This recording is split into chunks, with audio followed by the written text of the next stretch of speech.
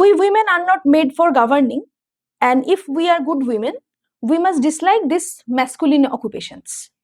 মেয়েরা গভর্নেন্সের জন্য তৈরি হয়নি।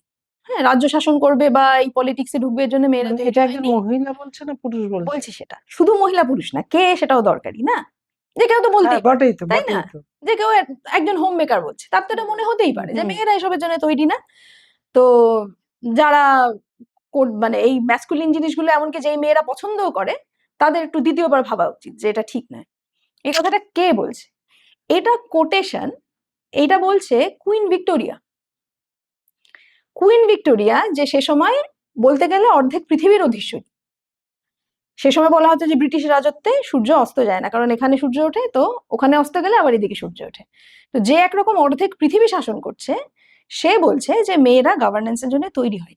তাহলে যদি কুইন ভিক্টোরিয়ার মাথায় এটা ঢুকে গিয়ে থাকে যে মেয়েরা এটার জন্য তৈরি নয়, যদি আমি গভর্ন করি তাহলে মেয়ে বলতে চাবো যে আমি সেটা নই, তাহলে মেয়েদের ভাবো নিজেদের নিয়ে কতটা কনফিডেন্সের অভাব, কতটা হীনমন্যতা ঢুকে আছে, যেটা কুইন ভিক্টোরিয়ার নেই, সেটা আমাদের ঘরের লোকেদের থাকবে কি করে? ভাবতেই পারি না।